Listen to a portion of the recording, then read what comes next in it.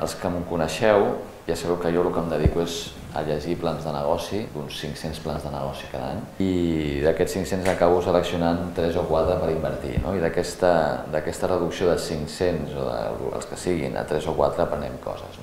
I us vull explicar la història dels emprenedors socials i de com vaig començar jo a conèixer aquesta gent, i definirem què són els emprenedors socials i per què són tan importants. Però jo sempre explico que jo cronometro el temps que triguen els professionals que em venen a veure, els metges, els investigadors, la gent del sector, en preguntar-me quan crec jo que val la seva idea.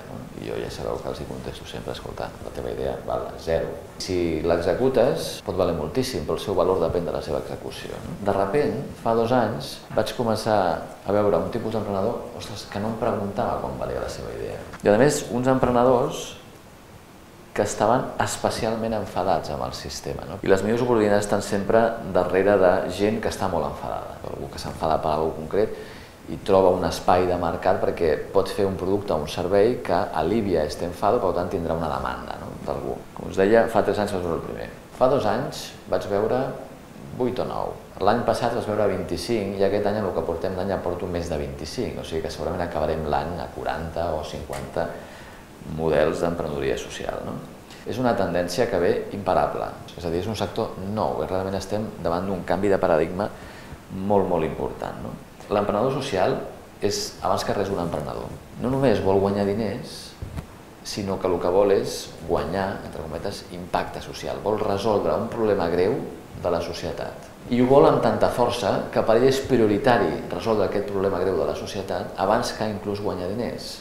Per ells, el centre de la seva companyia és generar un impacte social. Us ficaré un parell d'exemples i després més, però perquè comencem a entendre exactament de què estem parlant.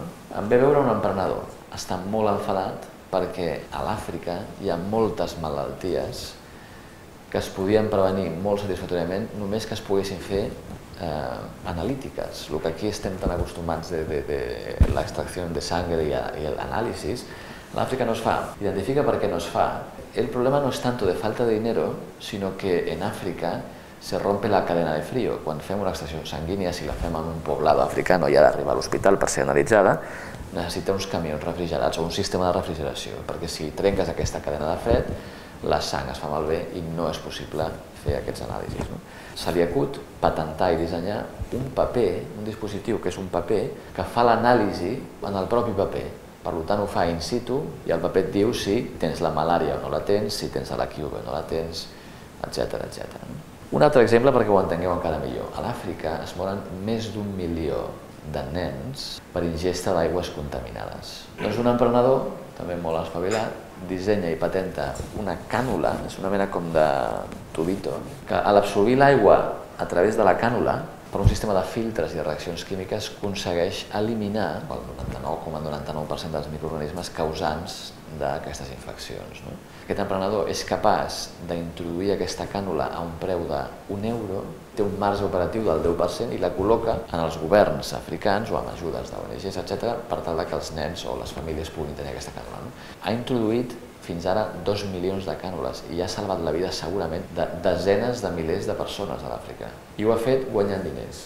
Llavors, la sanitat és un camp especialment fèrtil per idees d'aquesta natura, on poden sorgir emprenedors socials que poden guanyar molts diners, perquè tota la nostra teoria, o la meva teoria, és que no és incompatible guanyar molt i tenir un impacte social molt important. Més aviat al contrari, quan més guanya la companyia, més pot invertir en atraure talent, gent de qualitat que pugui fer créixer aquesta companyia, etc.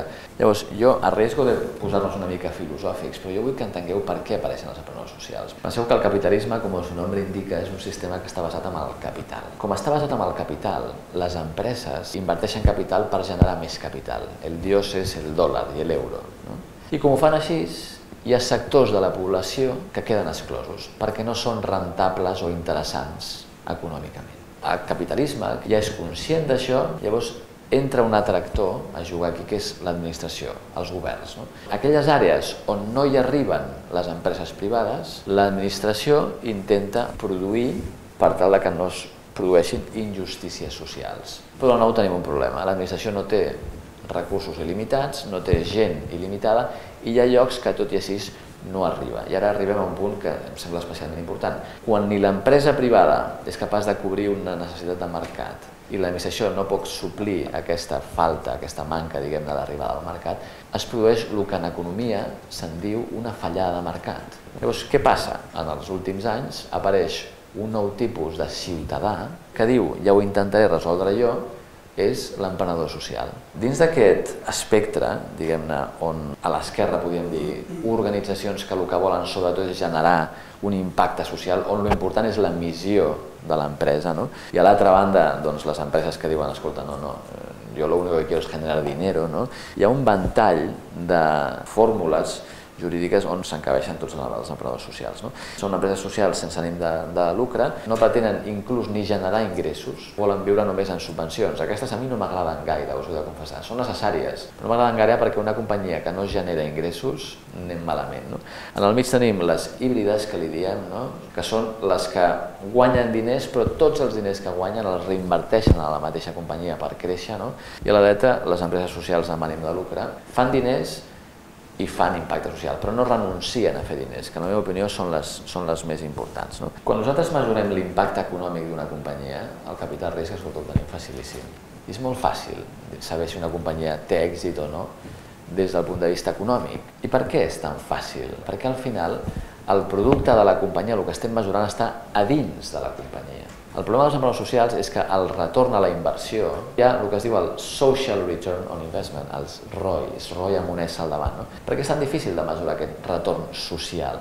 Perquè l'output no està dins de la companyia, està fora. I com mesurem l'impacte social, per exemple, d'una iniciativa que pretén educar perquè no hi hagi transmissió materno-fetal de l'HIV, comparada amb la que dèiem, per exemple, de la cànula per evitar morts.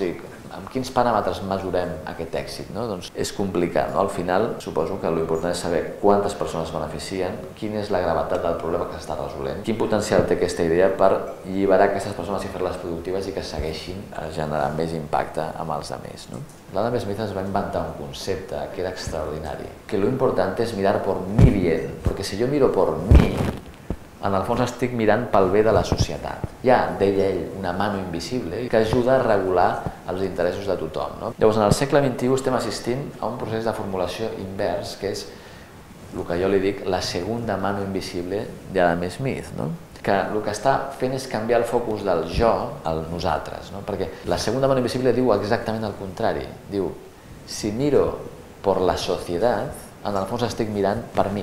Fixeu-vos, són exemples de diverses companyies que s'han creuat en la meva vida i que les he pogut mirar. Una és la Healing Fields Foundation, un seguro per col·lectius marginals. Han fet una companyia com un Sanitas, però per gent pobra. No entrarem en detalls, però és un model econòmic que és rentable, que té ànim de lucre i que a més està fent molts diners. I en fer molts diners està resolent un problema social que és molt important.